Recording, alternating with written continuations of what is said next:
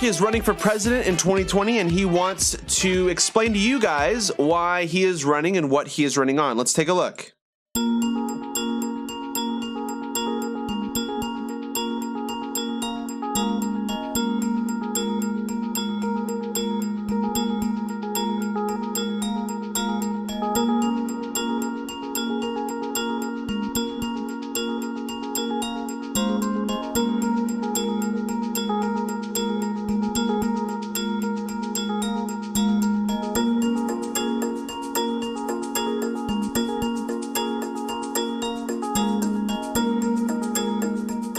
Amy and I are happy to share with you that I'm running to serve you as the next president of the United States of America. This is a defining moment of truth for this country and for every single one of us. The challenges that we face right now, the interconnected crises in our economy, our democracy, and our climate have never been greater, and they will either consume us or they will afford us the greatest opportunity to unleash the genius of the United States of America. In other words, this moment of peril produces perhaps the greatest moment of promise for this country and for everyone inside of it. We can begin by fixing our democracy and ensuring that our government works for everyone and not just for corporations. We can invest in the dignity of those who work and those who seek to work. We can ensure that every single American can see a doctor and be well enough to live to their full potential. And all of us, wherever you live, can acknowledge that if immigration is a problem, it's the best possible problem for this country to have. And we should ensure that there are lawful paths to work, to be with family, and to flee persecution. We can listen to and lift up rural America. We can work on real justice reform and confront the hard truths of slavery and segregation and suppression in these United States of America. We can reassert our global leadership and end these decades-long wars and be there for every woman and man who has served in them. And perhaps most importantly of all, because our very existence depends on it, we can unleash the ingenuity and creativity of millions of Americans who want to ensure that we squarely confront the challenge of climate change before it's too late. This is going to be a positive campaign that seeks to bring out the very best from every single one of us, that seeks to unite a very divided country. I thought that was a really, really bad introduction to the presidential campaign race because it doesn't include any policies whatsoever. He wants to fix our democracy. He doesn't want to tell us how. He just wants to fix it. He wants to help workers. He doesn't tell us how, but he wants to help workers. He wants everyone to be able to see a doctor. I'm not quite sure what that means. He wants to mention how immigration is great. It's our greatest problem. He wants to lift up rural America. I don't know how. He wants to face the hard truths of segregation and slavery with justice reform. Not quite sure what that means. He wants global leadership, and he wants to attend to climate change.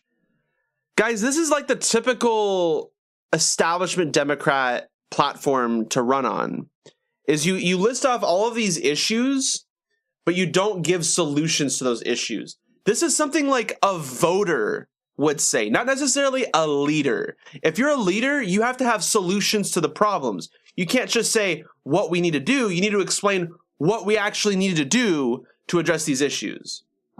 Now, another thing I want to mention. Now they're a decent journalist. Like if you watch them on Facebook, you get some really good videos off of them. They have a lot of live feeds that are pretty awesome. But to be honest, I'm honestly tired of this news media outlet. They're progressive, but at the same time, they're not really progressive.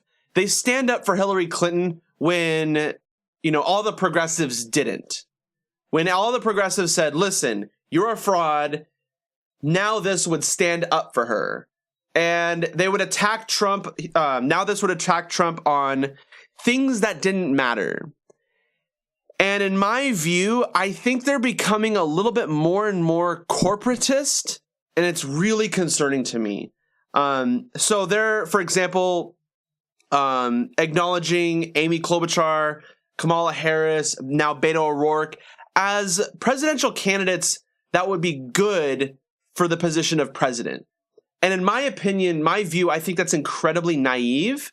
And I honestly think it's on purpose.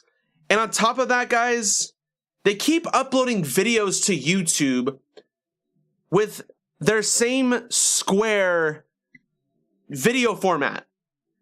Like, use 1080p. We don't want to see any of your vertical videos. I'll forgive them for that. That was that's not really a policy thing, but whatever. Something I want to mention about Beto O'Rourke, it's really important for you guys to understand. Beto O'Rourke is not running on in New Hampshire. He's not in New Hampshire right now. He's not in Iowa. He's not in Ohio. He's not in North Carolina, Virginia. He's actually starting his campaign and running his campaign in Texas. And we have to discuss as to why that is. In my view, I believe Beto O'Rourke is attempting to persuade voters in Texas to agree with his platform. So I think he's trying to do attention grabbing here. And I think what he's doing is, the idea is he lost the race, right? He lost the 2018 race. So now he's not a senator and he's not a representative in the House. And so he's not in Congress anymore. And he needs to be relevant still, because if he loses relevancy, then by the time the next Senate race comes around or the next House race comes around, he's not going to be known. Everyone's going to be like, who's Beto? Right? And so we need to understand that I think the reason why he's staying in Texas in the beginning and he's focusing on Texas is because I think he's trying to still play a campaign race for Congress, not necessarily for the presidency. On top of that, and this is what's really concerning to me, he is not providing a very specific platform. If you go to his website, it's very similar to like Kamala Harris's, where you have no policies whatsoever listed off. You go to Tulsi Gabbard, Bernie Sanders. You have this list of all Elizabeth Warren. You have a list of all these policies that you stand on. What you're going to do about these problems.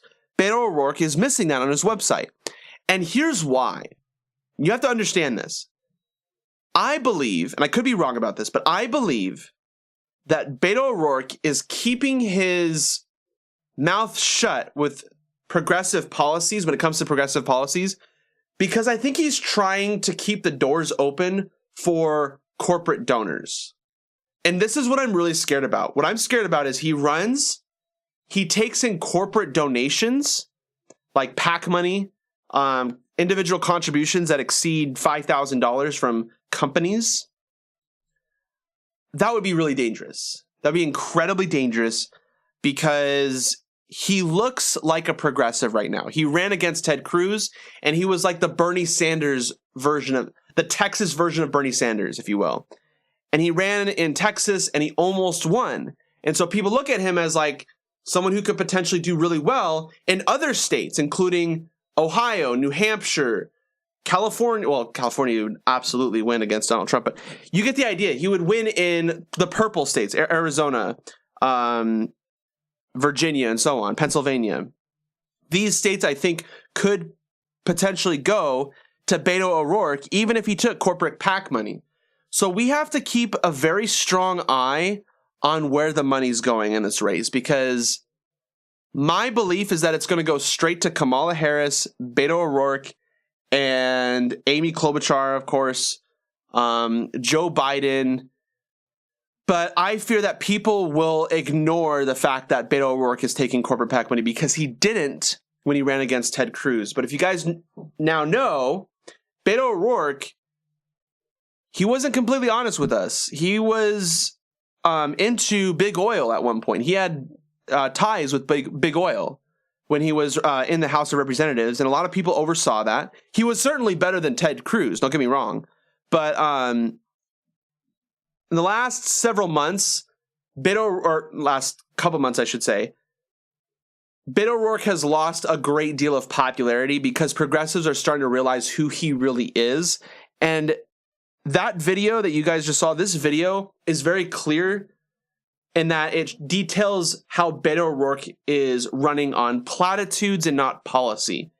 And there were multiple times he had like alliteration in his speech. Clearly it was written by someone, and if he worked so hard on that announcement, in my view, he's trying to dodge policies, and that's concerning. So keep an eye on where the money's going.